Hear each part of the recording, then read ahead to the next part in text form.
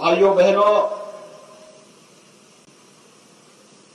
मैं मर्यादा पुरुषोत्तम भगवान श्री राम और भगवान श्री कृष्ण की धरती से रामकृष्ण परमहंस जी की और चैतन्य महाप्रभु की इस पावन धरती पर आपके बीच में आया हूं। मैं इस धरती को कोटि कोटि नमन करते हुए आप सबका हृदय से अभिनंदन करता हूं। भाइयों बहनों, बंगाल की धरती भारत की सांस्कृतिक राष्ट्रवाद की धरती है। जब भी भारत किसी चुनौती से घिरा है, बंगाल भारत को उस कालखंड में मार्गदर्शन देने के लिए उपस्थित रहा है। याद करिए, कवि चैतन्य महाप्रभु ने इस पूरे क्षेत्र में अपनी भक्ति से सनातन धर्म को जीवित रखने का कार्य किया था। और कभी रामकृष्ण परमहंस ने अपनी साधना से बंगाल की धरती को एक नई ऊंचाइयां दी। कभी इस धरती से नेताजी सुभाष चंद्र बोस ने भारत की आजादी का बिगुल फूंका था और कहा था, तुम मुझे खून दो, मैं तुम्हें आजादी दूंगा। और बंगाल की धरती है जहां से स्वामी विवेकानंद ने वैश्विक मंच पर कहा था कि गर्व से कहो हम हिंदू हैं। और पूरी दुनिया के मंच पर जाकर के न केवल बांग्लादेश बंगाल का बल्कि भारत की संस्कृति और भारत की परंपरा को वैश्विक मान्यता देने का कार्य किया था। ये बंगाल की धरती है जहां गुरुदेव रविंद्रनाथ टैगोर ने भारत का पहला नोबेल प्राइज प्राप्त किया था और भारत को राष्ट्रगीत देकर के पूरे भारत में आजादी के बाद राष्ट्रगीत के रूप में किसी की कृति को महत्व मिला था तो गुरुदेव रविंद्रनाथ टैगोर की कृति जनगण मन को मिला। और भाइयों बहनों, ये बंगाल की ही धरती है जिसने भारत को राष्ट्रगीत दिया वंदे मातरम के रूप में, जो भारत की आजादी का अमर गीत बन गया, जिसको गाते गाते हमारे क्रांतिकारी फांसी के फंदे पर झूल जाते थे। लेकिन विदेशी आक्रांताओं की, विदेशी फिरंगियों की गुलामी को उन्होंने स्वीकार नहीं किया। ये बंगाल की धरती है जहां से नेताजी सुभाष चंद्र बोस ने और डॉक्टर श्यामा प्रसाद मुखर्जी ने भारत की आजादी के बिगुल को एक नई ऊंचाइयां दी थी। और इसलिए बंगाल की धरती हमारे लिए अनेक प्रकार से पवित्र धरती है।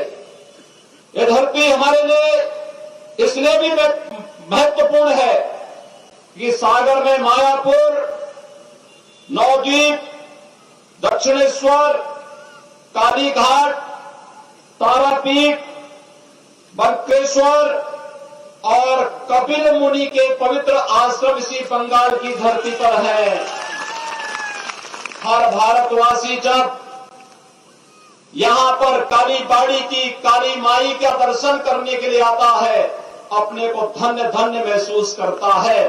और आज तो मुझे आपके बीच में आकर के इस चुनावी सभा के माध्यम से बंगाल की इस धरती को प्रणाम करने का एक अवसर प्राप्त हुआ है।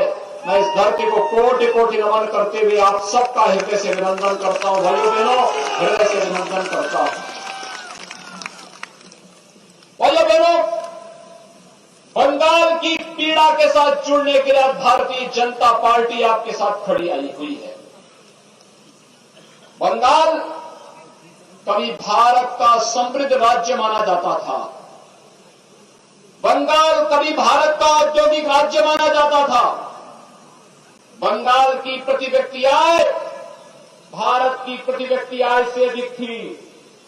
लेकिन धीरे धीरे करके पहले कांग्रेस ने, फिर कम्युनिस्टों ने और फिर आज टीएमसी ने बंगाल के उद्योगों को नष्ट करके यहां के नौजवानों को बेरोजगार कर दिया। आज बंगाल में उद्योग नहीं, लेकिन टीएमसी का भ्रष्टाचार का उद्योग फल फूल रहा है। टीएमसी के गुंडे किस तरीके से यहां पर अराजकता और गुंडागर्दी का माहौल पैदा कर रहे हैं, ये किसी से छुपा हुआ नहीं है। और यही कहने के लिए मैं आया हूं, अभी 8 दिन पहले भारतीय जनता पार्टी के विस्तारक की निर्मम हत्या यहां पर हुई है, और हम आपसे कहने के लिए आए हैं भाइयों बहनों, ज्यादा दिन नहीं, कुल मिलाकर के 40 दिन का समय है, और 40 दिन के बाद भी आप देखना कि 35 दिन के बाद उल्टी गिनती प्रारंभ हो जाएगी टीएमसी के गुंडों की, क्योंकि तब बंगाल के अंदर तब टीएमसी की सरकार नहीं, भारतीय जनता पार्टी की सरकार होगी, और इन सभी गुंडों को ढूंढ करके कानून के शिकंजे में डालने का कार्य किया जाएगा। और यही आश्वासन देने के लिए आज हम सब आपके बीच आए हैं। यहां पर न रोजगार की व्यवस्था दी, न नौकरी की व्यवस्था दी, उद्योग धंधे बंद हो गए। टीएमसी के गुंडे तोलाबाजी करके विकास के लिए आने वाले पैसे को जबरन हड़पने का काम करते हैं, और यहां की जनता विकास के नाम पर देखती रह जाती है। विगत वर्ष यहां पर एक साइक्लोन आया था, प्रधानमंत्री मोदी जी ने 1000 करोड़ रुपए की घोषणा यहां के लोगों को सहायता देने के लिए किया, लेकिन पैसा टीएमसी के गुंडों ने हड़प लिया। जनता के पास पैसा गया ही नहीं, रात पहुंची ही नहीं, सरकार ने जनता के सामने ये पहुंचने ही नहीं दिया। इसका मतलब टीएमसी का विकास में कोई रुचि नहीं।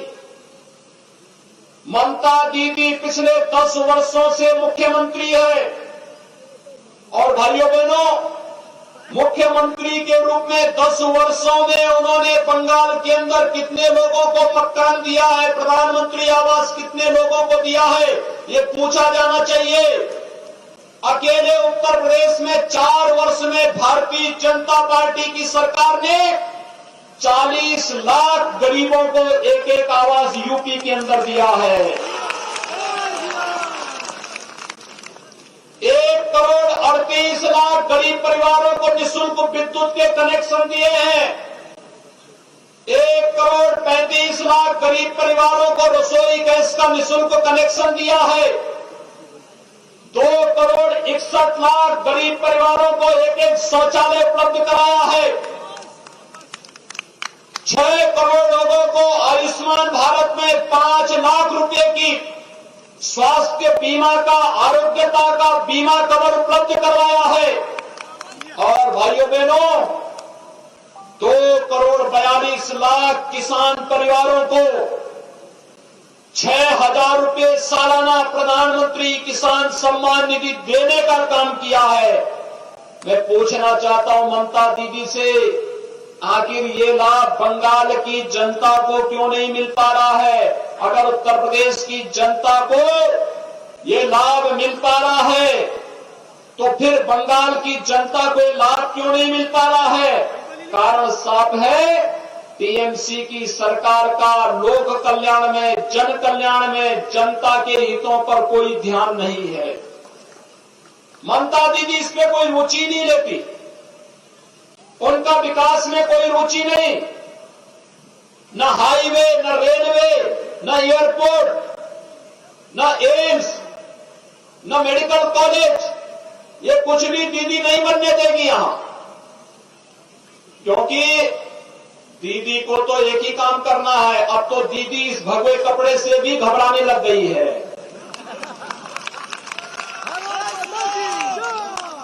ममता दीदी को मालूम होना चाहिए कि भगवा भारतीय संस्कृति का प्रतीक है। आप सामने देख रहे होंगे भवन, और सामने एक और भवन, ये भी भगवे रंग से रंगे हुए हैं। ये भारतीय परंपरा की प्रतीक है।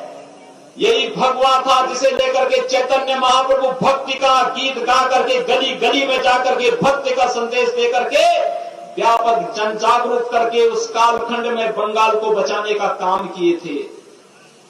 यही भगवा था जिस भगवे को पहन करके स्वामी विवेकानंद ने वैश्विक मंच पर जाकर के कहा था, गर्व से कहो हम हिंदू हैं, और हिंदू धर्म और संस्कृति की अलग दुनिया के अंदर बताने का काम किया था। यही भगवा है। जब सूर्य देव उगते हैं, इसी भगवा लालिमा के साथ वह एक नई जीवंतता हमें प्रदान करते हैं। और यही तो भगवा है। जैसे हम जब अष्टमी के दिन मां काली की पूजा करते हैं, तो मां काली को भी यही हम अर्पित करते हैं, भगवा की परंपरा पर। और अब तो ममता दीदी को भगवा से भी चिढ़ हो गई और वह भगवान राम से भी चिढ़ने लग गई है। अब वो कहती है कि जय श्री राम नहीं बोला जाना चाहिए। ममता दीदी को मालूम होना चाहिए कि उत्तर प्रदेश के अंदर भी एक सरकार थी, वह भी जय श्री राम के नारे को बैन करना चाहती थी। उत्तर प्रदेश की जनता ने उस पार्टी की जबान को बंद कर दिया है और आज उत्तर प्रदेश के अंदर भारतीय जनता पार्टी की सरकार है। जब भी श्री राम के जय जयकार करने पे कोई सरकार रोक लगाएगी, तो जनता भाजपा को फिर सत्ता में लेकर के आएगी। और यही तो हम कहने के लिए आए हैं। बंगाल के अंदर हर एक ओर से एक ही आवाज आ रही है, और वह आवाज है कि भाजपा भाजपा भाजपा। मोदी जी के नेतृत्व में आज पूरा भारत एक भारत श्रेष्ठ भारत की परिकल्पना को साकार कर रहा है। आखिर इसी बंगाल की धरती पर तो डॉक्टर श्यामा प्रसाद मुखर्जी जी का जन्म हुआ था, और डॉक्टर श्यामा प्रसाद मुखर्जी ने इसी बंगाल की धरती से एक नारा दिया था, और वह नारा दिया था, एक देश में दो प्रधान, दो निशान, दो विधान नहीं चलेंगे। जब जम्मू कश्मीर के अंदर कांग्रेस की कुटिल नीति के कारण भारत के संविधान में धारा 370 जोड़ने की कुत्सित चेष्टा हुई थी, उसके खिलाफ किसी ने आवाज उठाई थी, तो बंगाल की धरती पर पैदा हुए महान सपूत डॉक्टर श्यामा प्रसाद मुखर्जी ने उसके खिलाफ आवाज उठाई थी। और भाइयों बहनों, डॉक्टर मुखर्जी के उस सपने को साकार करने का काम किया है प्रधानमंत्री मोदी जी ने और गृह मंत्री अमित शाह जी ने, जिन्होंने कश्मीर में धारा 370 समाप्त करके आज जम्मू कश्मीर के अंदर एक व्यवस्था बना दी है कि अगर 24 परगना क्षेत्र के नौजवान भी जम्मू कश्मीर में जमीन खरीदना चाहेंगे, तो उनको वहां पर इसकी पूरी स्वतंत्रता होगी, कोई इसे रोक नहीं सकता है। भाइयों बहनों, आज देश के अंदर आतंकवाद के खिलाफ लड़ाई कैसे लड़ी जानी चाहिए, ये लड़ाई को लड़ने का कार्य प्रधानमंत्री मोदी जी के नेतृत्व में देश लड़ रहा है।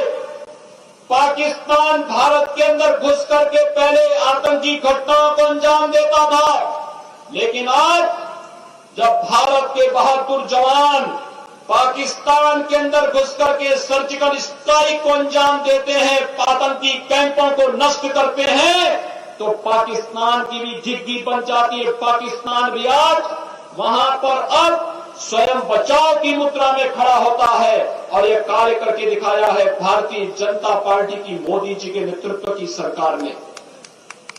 जब दोनों सरकारें एक होती हैं, केंद्र की सरकार और प्रदेश की सरकार, तो डबल इंजन का काम करती है। डबल इंजन, ये डबल इंजन, केंद्र में मोदी जी और बंगाल में भी बीजेपी, ये जब दोनों एक साथ चलेंगे तो बंगाल के अंदर विकास चलेगा, नौजवानों को रोजगार और नौकरी मिलेगी, किसानों को किसान सम्मान निधि मिलेगा, माताओं और बहनों को भी सम्मान मिलेगा, मकान मिलेगा, आवास मिलेगा, जन सुविधाओं का लाभ मिलेगा, गरीबों को राशन मिलेगा, मछुआरों को प्रधानमंत्री किसान सम्मान निधि की तर्ज पर एक सम्मान निधि देने का कार्य होगा और सागर के तटवर्ती क्षेत्रों में रहने वाले लोगों को उनकी बुनियादी सुविधाओं का लाभ मिलकर के उनकी आजीविका को सुरक्षित करने का कार्य होगा। और यही तो भारतीय जनता पार्टी आप सबसे कहने के लिए आई है। ये ममता दीदी नहीं करेगी। लोक कल्याण में, जन कल्याण में, विकास में उनकी रुचि नहीं है। वो तो अब भाई भतीजेवाद में पड़ गई है और भाई भतीजेवाद के कारण अब ममता दीदी का विकास में कोई रुचि भी नहीं रह गई है। अराजकता का एक नया तांडव पैदा करना चाहती है। 2 वर्ष पहले पंचायत चुनाव में कितनी हिंसा हुई थी बंगाल के अंदर। लोगों को नामांकन तक नहीं करने दिया गया था। लेकिन आज मैं आपसे इस बात के लिए आश्वासन देने के लिए आया हूं, भाइयों बहनों, आप भारतीय जनता पार्टी का समर्थन करिए। भारतीय जनता पार्टी आपकी सुख समृद्धि और उज्जवल भविष्य के साथ कदम से कदम मिलाकर के भारतीय जनता पार्टी का कार्यकर्ता आपके साथ मिलकर के कार्य करेगा। और यही आश्वासन देने के लिए आज हम सब आपके बीच में यहां पर आए हैं कि भारतीय जनता पार्टी ने श्री विकास कामिला को अपना प्रत्याशी बना करके इस सागर असेंबली कॉन्स्टिट्यूंसी से आपके बीच में उतारा है। श्री विकास कामिला आपके बीच के एक जुझारू प्रत्याशी है। इन्होंने आपके बीच में संघर्ष किया है। इन्होंने यहां पर आकर के आपके हितों के लिए कार्य किया है और ये आने वाले समय में भी बंगाल के अंदर भारतीय जनता पार्टी का कमल चुनाव चिन्ह को लेकर के भारतीय जनता पार्टी को विजयी बनाने के लिए आज आपके बीच में यहां पर उपस्थित हुए हैं। मैं आप सबका आह्वान करूंगा, आप लोग सभी श्री विकास कामिला को समर्थन देंगे। सभी लोग सहमत हैं? इधर भी सभी लोग मेरे साथ बोलेंगे, दोनों हाथ ला करके मेरे साथ बोलेंगे।